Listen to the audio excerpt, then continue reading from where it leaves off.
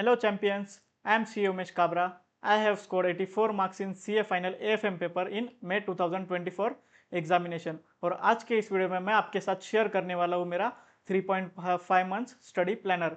मैंने CA final के लिए 3.5 मंथ्स का स्टडी लीव लिया था और उसमें मैंने 100% सिलेबस का रिवीजन किया था। वो मैं आपके साथ शेयर करने चाहता हूँ। ठीक है, तो फर्स्ट जो रिवीजन किया था मैंने 2 मंथ्स में किया था। फर्स्ट रिवीजन एंटायर सिलेबस का फर्स्ट रिवीजन 2 मंथ्स में कंप्लीट किया था। उसमें मैं क्या करता था, डेली 2 सब्जेक्ट्स पढ़ता था, 1 थ्योरी अदर इज प्रैक्टिकल। इससे क्या होता है पता है क्या, कि आप कोई भी एक सब्जेक्ट अगर दिन भर पढ़ो तो आप बर्नआउट फील करोगे। लास्ट के जो 3 to 4 आवर्स रहेंगे उसमें जो है आपकी स्टडी इतनी इफेक्टिव नहीं होगी।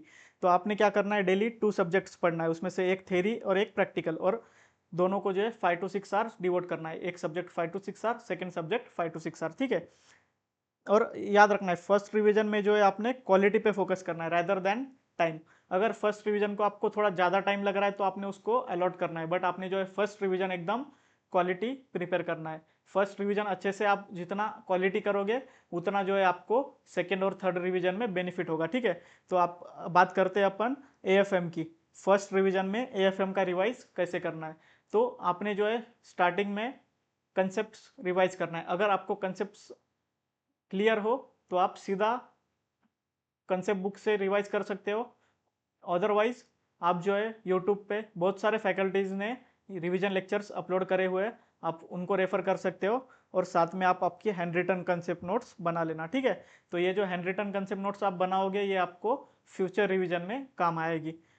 फर्स्ट अपने अभी कंसेप्ट क्लियर हो गए, उसके बाद आपने जो है क्वेश्चंस प्रैक्टिस करना है। अभी क्वेश्चंस कहाँ से प्रैक्टिस करेंगे, तो आप कोई भी क्वेश्चन बैंक रेफर कर सकते हो या फिर ICI मटेरियल भी यूज कर सकते हो। बट कोई भी क्वेश्चन बैंक रेफर करोगे तो आपने इतना इंश्योर करना है कि उसमें ICI इलस्ट्रेशंस और टेस्ट योर नॉलेज 100% कवर होना चाहिए, और पास्ट 4 to 5 अटेम्प्ट्स के RTPs और PYQs भी कवर होना चाहिए, और MTPs भी कवर होना चाहिए। ठीक है, तो इतने क्वेश्चन अगर आप करोगे तो आपका जो है 100% कवरेज हो जाएगा, और इससे ज़्यादा आपको करने की ज़रूरत नहीं है। ठीक है, तो आप फर्स्ट आपने रिवीजन वीडियोस देख लिए, उसके बाद हैंड रिटन कंसेप्ट नोट्स कर लिए, उसके बाद क्वेश्चंस प्रैक्टिस कर लिए सभी, तो आपका जो है चैप्टर का रिवीजन कंप्लीट हो जाएगा। बट सेम चैप्टर के बाद आपने क्या करना है, जितने आपने क्वेश्चन सॉल्व करे हैं फिर से एक बार आपने गो थ्रू करना है।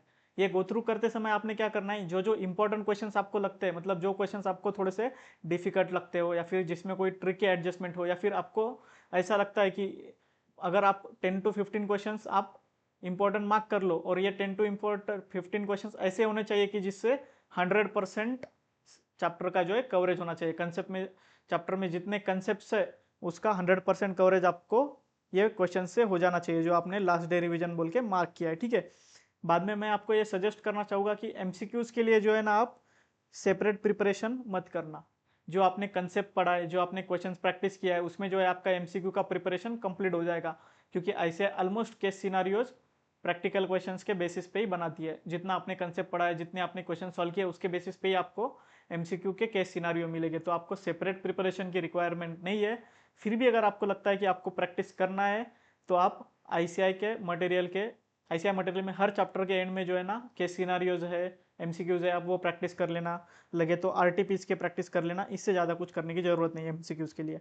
और थ्योरी चैप्टर्स के लिए ना अपने इंपॉर्टेंट क्वेश्चन जो है लर्न करके रख देने के। थ्योरी चैप्टर्स 5 ऑलमोस्ट 5 चैप्टर्स है AFM में थ्योरी के, तो आपने जो है 5 में से 2-3 इंपॉर्टेंट चैप्टर है जो मैं आपको नीचे शेयर करने वाला हूँ, आपने उसमें 100% जो है कंटेंट लर्न करके रखना है। ठीक है, थ्योरी इसलिए इंपॉर्टेंट है CA फाइनल में, क्योंकि अगर प्रैक्टिकल क्वेश्चंस अगर हार्ड आ जाए एग्जाम में तो आपको जो है थ्योरी बचाएगी। थ्योरी 20 मार्क्स की अप्रॉक्स आती है, और आपको जो है AFM में थ्योरी में 20 में से 20 मार्क्स आप ला सकते हो अगर आप अच्छे से प्रिपेयर करो तो। ठीक है, तो ये बात हो गई अपनी फर्स्ट रिवीजन की। अपन अपन बात करेंगे सेकेंड रिवीजन की। तो सेकेंड रिवीजन जो है आपने 1 मंथ में कंप्लीट करना है। 1 मंथ में पूरा सिलेबस आपने कवर करना है। उसमें क्या करना है, आपने 4 डेज ईच सब्जेक्ट को आपने अलॉट करना है।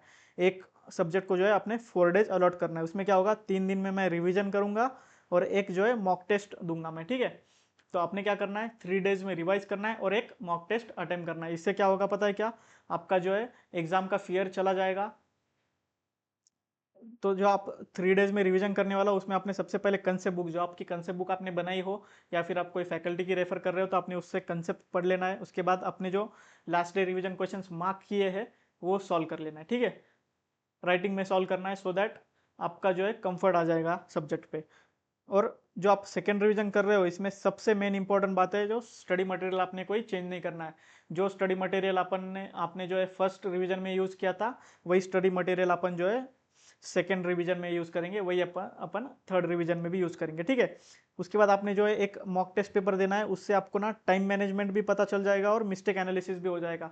मतलब आप एग्जाम में 3 आवर्स में आप पेपर कंप्लीट कर पाओगे या नहीं कर पाओगे, या फिर 3 आवर्स में कंप्लीट करने के लिए आपको क्या स्ट्रेटेजी रखना पड़ेगा, ये सब आपको जो है एमटीपी से पता चल जाएगा। और मिस्टेक्स भी आपके जो कुछ हो रहे हैं एग्जाम में, वो आपको पता चल जाएगी कि where you are making mistakes. तो आपने क्या करना है, जो जो आपके मिस्टेक्स हो रहे हैं वो आपने नोट डाउन कर लेना है, सो दैट सेकेंड मॉक जब दोगे आप, तो आपको उसका बेनिफिट हो जाएगा, ठीक है। और थ्योरी में सिंपली वापस से जो कुछ आपने फर्स्ट टाइम लर्न करके रखा है, फर्स्ट टाइम रिवाइज करके रखना है, वो आपने फिर से रिवाइज कर लेना है।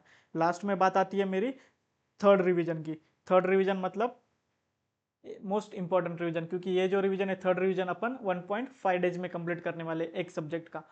तो इससे क्या होगा पता है कि अपना जो एग्जाम का फाइनल एग्जाम का 1.5 डेज रहेगा, उसका भी आपका प्रैक्टिस हो जाएगा कि आप 1.5 डेज में अच्छे से कर पा रहे हो या नहीं कर पा रहे हो, ठीक है। तो इसमें क्या करेंगे अपन, थर्ड रिवीजन में 1.5 डेज में रिवीजन करेंगे और एक मॉक टेस्ट बचे हुए आधे दिन में अपन दे देंगे।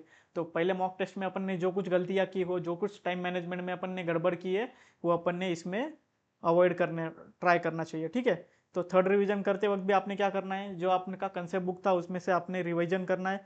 उसके बाद जो ऑल एलडीआर क्वेश्चन है, लास्ट डे रिवीजन क्वेश्चन, वो आपने गो थ्रू करना है, या फिर आप ऑडिट कर सकते हो या फिर कैलकुलेटर के साथ सॉल्व भी कर सकते हो। बट आपने क्या करना है, कोई भी चैप्टर में से रैंडम 3 क्वेश्चंस पिक करना है और वो 3 क्वेश्चन जो है आपने राइटिंग में सॉल्व करना है, सो दैट आपका जो है राइटिंग में फ्लो बना रहेगा।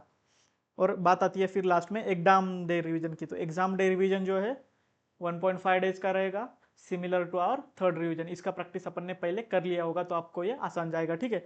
अभी मैं आपके साथ ना एक ऐसी लिस्ट ऑफ चैप्टर्स शेयर करना चाहता हूँ जो मैंने मेरे सीए फाइनल एग्जाम के टाइम पे रेफर करी थी रिवीजन के लिए। ये लिस्ट ऑफ चैप्टर्स मतलब क्या है, सीक्वेंस ऑफ चैप्टर है, जिसमें मैंने बताया कि पहले कौन सा चैप्टर पढ़ना चाहिए और आखिरी में कौन से चैप्टर्स आपने पढ़ना चाहिए फॉर इफेक्टिव रिवीजन।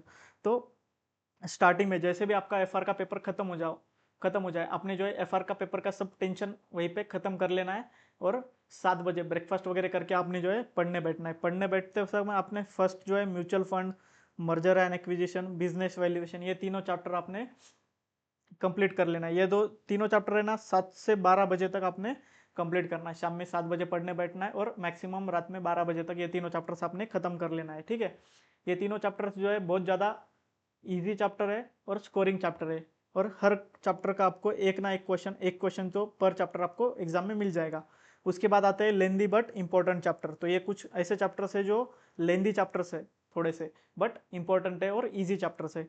तो ये जो है नेक्स्ट डे आपने मॉर्निंग में 8 बजे बैठना है और 5 बजे तक ये 4 चैप्टर्स आपने खत्म करना है। उसमें security valuation, portfolio management, derivative analysis, advanced capital budgeting, ये चारों चैप्टर आपने जो है कंप्लीट कर लेना है, ठीक है, रिवीजन। और लास्ट थर्ड रिवीजन भी कैसा करेंगे अपन, last day revision as per third revision, मतलब कंसेप्ट बुक करना है, लास्ट डे रिवीजन क्वेश्चंस आपने ऑडिट करना है, गो थ्रू करना है, और कुछ कुछ इंपॉर्टेंट 2-3 क्वेश्चंस हर चैप्टर में से आपने राइटिंग में प्रैक्टिस करना है, ठीक है। उसके बाद बारी आती है डिफिकल्ट टॉपिक्स की। डिफिकल्ट टॉपिक्स मतलब ये टॉपिक्स ऐसे कि जो सभी को डिफिकल्ट जाते हैं, सिर्फ आपको नहीं, पूरे सीए फाइनल स्टूडेंट्स को जो है ये तीनों चैप्टर्स जो है थोड़े से डिफिकल्ट जाते हैं, और इसमें आपके मार्क्स खोने की प्रोबेबिलिटी ज़्यादा है, क्योंकि कोई भी एक फॉरेक्स का रेट अगर गलत हो गया तो आपका जो है पूरा पूरा क्वेश्चंस गलत हो जाएगा। तो ये चैप्टर जो है आपने लास्ट में रिवाइज करना है। इस चैप्टर्स को भी मैंने 6 आवर्स दिए है, उसमें से आप आराम से ये चैप्टर्स रिवाइज कर पाओगे, जितना पॉसिबल हो मैक्सिमम वो चैप्टर्स को आप रिवीजन कर लेना। उसके बाद आप नेक्स्ट डे मॉर्निंग में जब उठोगे तो आपने जो है 8 बजे थेरी पढ़ने बैठ जाना है। थेरी के जो चैप्टर है 5, वो आपने जो है 8 बजे से लेके 10 बजे, ये 2 घंटे में आपने जो है पूरा पूरा थेरी का रिवीजन करना है।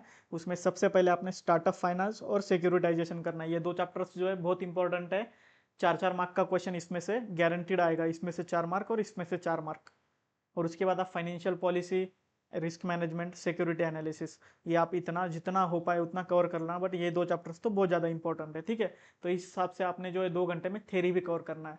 तो ये सीक्वेंस अगर आप फॉलो करोगे तो आपका 1.5 डेज में 100% मतलब सिलेबस का रिवीजन भी हो जाएगा और इंपॉर्टेंट चैप्टर्स का आप पहले रिवाइज करोगे तो फ्रेश माइंड से रिवीजन अच्छा हो जाएगा और आप एग्जाम में जो है अच्छा पेपर सॉल्व कर पाओगे।